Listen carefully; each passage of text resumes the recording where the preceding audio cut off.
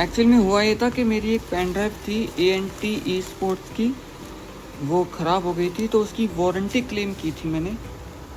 तो उस वारंटी को क्लेम करने के लिए मैंने ये भेजा था, तो उन्होंने रिटर्न में मुझे चेंज करके दूसरा दे दिया है। तो चलिए इसकी फटाफट अनबॉक्सिंग करते हैं।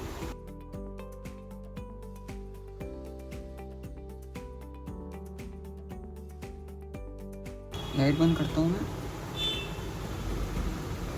जो मैंने ऑर्डर की थी, जो मुझे क्लेम में मिली है,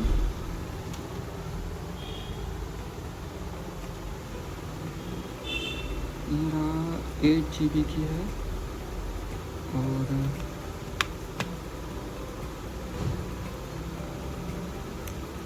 चलो बस ये है, लगाते हैं वीडियो में। तो फाइनली मैंने दोनों अटैच कर दिए हैं, एक में 8 GB की है और एक में 4 GB की है। ठीक है, तो चलिए इसको सिस्टम पे देखते हैं। ये रहा सिस्टम, और यहाँ पे सबसे पहले इसकी प्रॉपर्टी देखते हैं। इसको कर देता हूँ मैं बंद। हम जाएंगे यहाँ पे अगर आप देखेंगे तो मेमोरी आ रही है 12 GB DDR3 1600 मेगाहर्ट्ज़, इसमें 8 GB अवेलेबल है। ठीक है, तो ये कुछ ऐसा इंटरफेस है, यानी कि इसने मेमोरी ले लिया। CPU जो मैं यूज़ कर रहा हूँ वो है इंटेल कोर i7 4790, और मेमोरी है आपको देख लिया, ये SSD और ये हुआ है। तो चलिए इसकी थोड़ी सी और डिटेल देखते हैं। सबसे पहले जाते हैं हम इसमें, यहाँ पे गए, और एक चीज़ मुझे बड़ी सही लगी इसमें, अगर आप यहाँ पे बोर्ड पे डिटेल्स में जाओगे तो मेमोरी में सेक्शन में यहाँ दिखाई देगा DDR3 12 GB। ठीक है, और सबसे बड़ी बात ये है कि सिंगल चैनल पे रन नहीं कर रही है, डुअल चैनल पे रन कर रही है। ये देखो, ये डुअल चैनल चल रही है। अगर एक स्टिक होती तो सिंगल चलती, बट ये डुअल चैनल पे रन कर रही है। अगर मैं इसकी प्रॉपर्टी दिखाऊं तो एक स्लॉट में है 4 GB की रैम, जिसकी फ्रिक्वेंसी ये है। ठीक है, और इसका अगर थर्ड में जाऊंगा तो यहाँ पे आपको मिलेगी, देखो 8 GB की, यानी कि इसकी फ्रिक्वेंसी सेम है, यानी कि दोनों सेम फ्रिक्वेंसी पर हैं, इसलिए ये डुअल ले रहा है या जो भी है।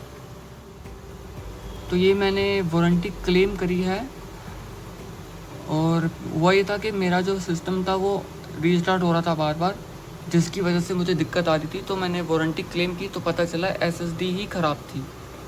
तो फाइनली तो मैंने वारंटी क्लेम की तो पता चला कि मेमोरी ही ख़राब थी, रैम ख़राब थी इसकी। तो फाइनली मैंने उसे अपडेट कर लिया। तो मुझे उम्मीद है आपको इसमें हेल्प मिली होगी। तो बस यही यही थी एक छोटी सी वीडियो। अगर आप भी ये जानना चाहते हैं कि मैंने रैम की वारंटी कैसे क्लेम की है ANT की, ये देखो मैं आपको दिखा देता हूँ। इसको हटाते हैं, यहाँ पे जाते हैं ANT। मेरे पास ये एक रैम थी जो ख़राब हो गई थी, जिसकी मैंने वारंटी क्लेम की थी रैम की, और वही मुझे मिली है बाद में। ये देखो, मेमोरी सेक्शन में आप जाएंगे तो ये देखो, ये है रैम।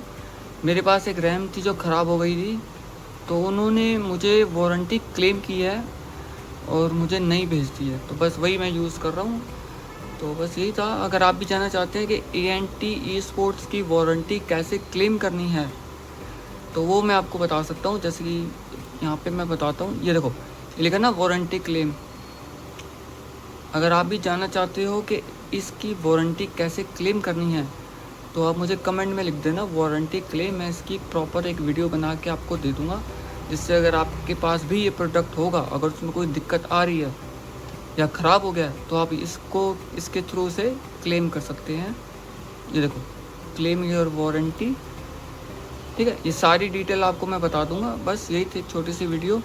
अगर आप जानना चाहते हैं तो बस कमेंट करके बता देना क्लेम वारंटी, मैं समझ जाऊंगा। और लाइक कर देना इस वीडियो को।